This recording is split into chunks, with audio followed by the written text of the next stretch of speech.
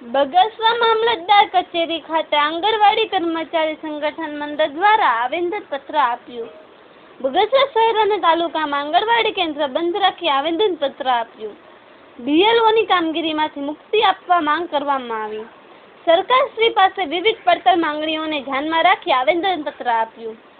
આંગણવાડી કર્મચારી સંગઠન મંડળના જિલ્લા પ્રમુખ ભારતીબેન પાડલિયાની આગેવાનોની હેઠળ આવેદનપત્ર આપ્યું।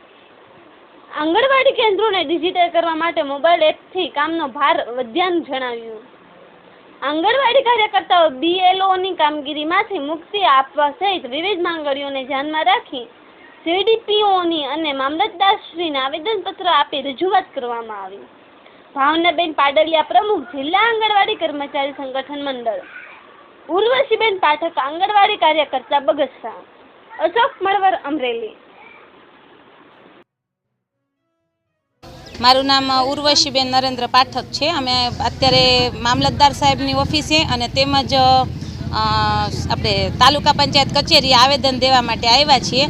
અમે તમામ ગામના બગસરા તાલુકાના તમામ વર્કર અને હેલ્પર બંને આજ હાજર છીએ અને આવેદનપત્ર દીધું છે। અમારી માગણી એ છે કે અમારે અત્યારે ન જીવા વેતનમાં કામ કરવું પડે છે અને મોબાઈલમાં એફઆરએસ કામગીરી અમને ખૂબ જ અત્યારે અમારાથી થતી જ નથી। દર મહિને અમારે ઈનું કામ સતત કર્યા કરવાનું રહે અને એકના એક લાભાર્થીને 10 વાર બોલાવીએ તો પણ એફઆરએસ કામગીરી ઓટીપી કામગીરી બનતી જ નથી અને ટીએચઆર અમારે વિતરણ થતું નથી અને અમને ઉપરથી એમને દબાણ જ આપ્યા કરે છે કે તમારે ટીએચઆર કામગીરી કરવી જ પડશે। તો અમારે આ ન જીવા વેતનમાં અને આખો દિવસ એકનું એક કામ કરવાનું અને પોષણ ટ્રેકરમાં કામગીરીમાં એમને સતત હાજર રહીએ તો બાળકોના પોષણનું શું થશે, બાળકોનું શું કરવાનું, બાળકોને અમારે શિક્ષા ક્યારે આપવાની? બસ આ માગણી બધી છે અમારે। અને અમારે પગાર અમારે 2018માં વધ્યો હતો તે પછી અમારો પગારે વધ્યો નથી એટલે અમને કાયમી કરવાની માગણી રજૂઆત કરેલી। આજે અમે બગસરા તાલુકાના તમામ હેલ્પર વર્કર બહેનો, સીડીપીઓ બેન તેમજ મામલતદાર સાહેબને આવેદન આપેલ છે, કારણ કે અમે કેટલા સમયથી અમારા લાંબા સમયથી એક જ માગણી અમે 18 માંગણીઓ લઈને આવેદનપત્ર આપીએ છીએ। એમાંથી સરકારે અમારી એક પણ માંગણી સ્વીકારેલ નથી। પ્રત્યક્ષ અમે સીએમ સાહેબને મળ્યા છતાં પણ અમારી એક માંગણીનો ઉકેલ આવેલ નથી।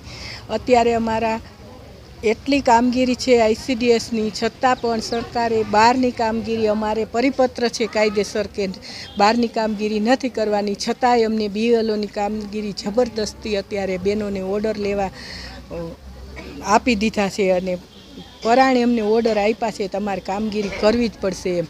તો સરકારશ્રીએ અમારા પ્રશ્નોનું નિરાકરણ કરવું જોઈએ। અમે સાવ નજીવા વેતનમાં કામ કરે તો એને અમારું વેતન વધારવું જોઈએ, અમને લઘુત્તમ વેતનમાં સમાવેશ કરવો જોઈએ અમારો અને કાયમી કર્મચારીમાં ગણતરી કરવી જોઈએ।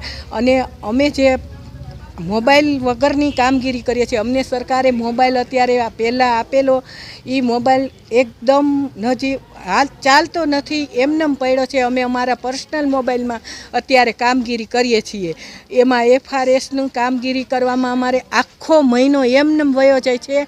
જે અમારું મુખ્ય ધ્યેય છે બાળકોનું એ અમારે થતું જ નથી અને એફઆરએસની કામગીરી સતત અમારે એમ કે છે ફોટો કેપ્ચર કરો, ફોટો કેપ્ચર કરો, ટીએચઆર પેકેટમાં અમારે ફોટા કેપ્ચર કરવાની, મૂળ તો એ કામગીરી બંધ કરે અને સરકાર અમને નવા અને સારી ગુણવત્તાના મોબાઈલ આપે અને અમને લઘુત્તમ વેતનમાં સમાવે એવી અમારી માગણી છે અને વહેલી તકે અમારા પ્રશ્નનો ઉકેલ આવે।